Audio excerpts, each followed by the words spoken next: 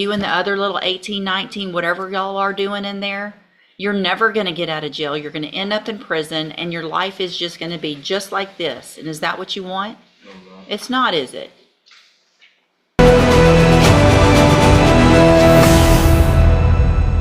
Good morning. Are you Camden Jackson?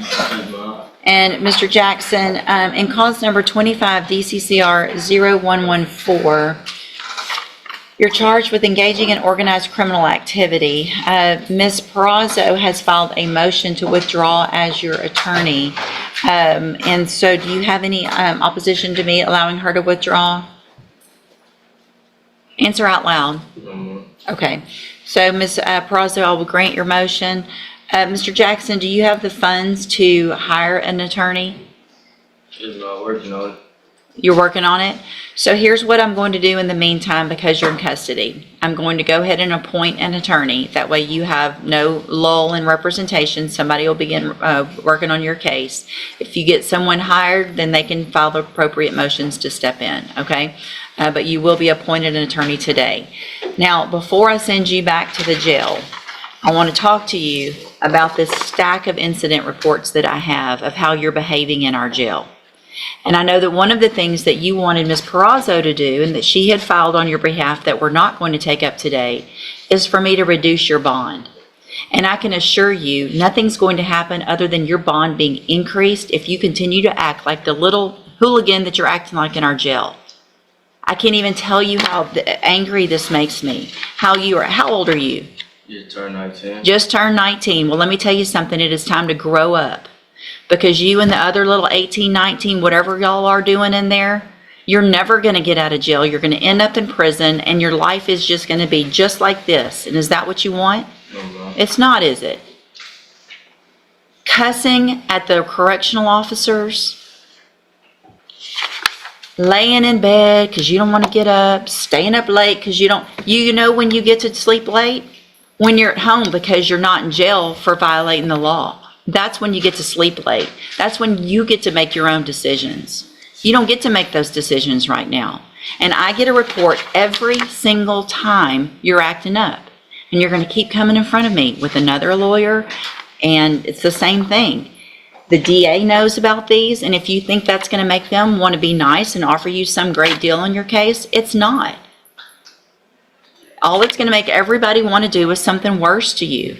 So starting today, if you think you want something good to come out of your case and you want some possible good treatment and to get out and to be able to live a life like the rest of us, start proving it starting today in jail. Otherwise, it's not going to happen. Do you understand? All right, go back with the bailiff.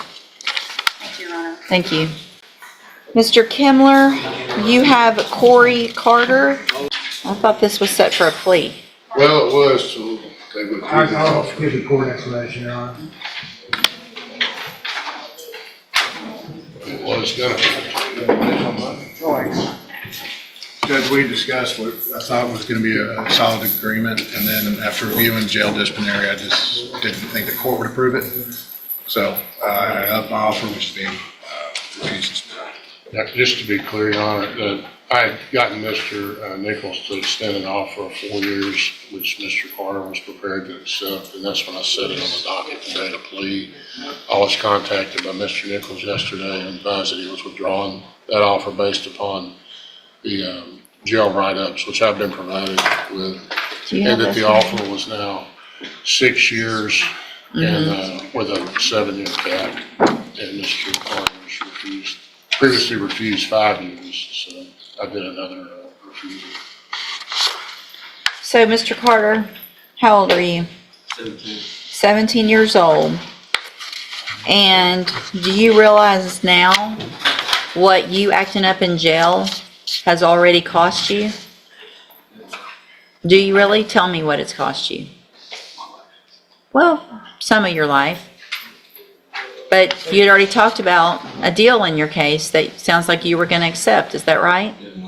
And because you can't behave and follow the rules in jail, and I get those reports, and the district attorney's office gets those reports, and your attorney gets those reports, they decided you don't deserve that, and I don't disagree with them. So here's what happens now. If your case goes to trial, and I'm going to go through some things in a few minutes about that, and you get found guilty in that trial, that jury can also hear all of those reports, every last one of them. And if you think this man right here ain't going to bring those in and show that jury why you don't deserve any mercy or whatever, he's going to do it. I would if I were him. So if you're going to be in front of a jury, or you're going to be in front of the judge, or someone who's deciding what happens to your life, you might ought to change what you're doing in that jail. I just had a talk with another young one. I don't know what's going on in that dorm with all of you young ones, but what y'all all need to do is look at each other and say, I don't want to go to prison for a long time. If you do, you go act up over there. And man up and say, I'm not going to behave like that. Because you're a man now. And you're in felony court. You don't feel like a man. Your brain's probably not functioning like a man. But you are in felony court like every other grown-up man. And if you make kid decisions and think that horse playing and treating the people that are trying to work there the way you are is going to get you anywhere, it will. It's going to get you in there longer. Does that make sense? So what you're charged with is the third-degree felony offense of deadly conduct discharging a firearm from October 13th of 2024. And what that means... Judge, I'm sorry to interrupt again. Yes. He has a juvenile adjudication, which he is actually on parole for. Felony conviction. And it's a felony conviction. My understanding, and I need to file the proper notice, my understanding is that can be used to enhance him to a second degree. I don't think it precludes him from maybe getting probation from a jury. I need to make sure I vet that out through the family code. Okay. But my understanding is he's looking at a possible second-degree punishment range. Do you agree with that? It's a hybrid situation with the prior juvenile felony conviction. I think that Mr. Nichols is correct that it precludes, or it does not preclude him from having to be eligible for probation from a jury. However, it will enhance the punishment range Okay. from a third degree to a second degree. So, Mr. Carter, what that means is that if you go to trial and a jury finds you guilty, and they find that that previous adjudication took place and was true, that you were adjudicated as a juvenile of a felony, that means that jury can sentence you anywhere in the range of punishment of a second-degree felony instead of a third, which is between 2 years and up to 20 years in prison. Do you understand? And I have a plea bargain rejection that you've signed with Mr. Kimler that shows that the district attorney's made an offer, if he wanted to enter a plea of guilty, for a 6-year term in prison or for a 7-year cap to me. You have every right to reject that offer and have your case set for trial. We've talked about all that. Do you want to reject that offer and have a jury decide? Okay, then we'll get your case set on the trial docket as quickly as we can. Again, don't get over there and forget what I told you today. It's very important. Do you understand? Okay, go back with the bailiff. Thank you.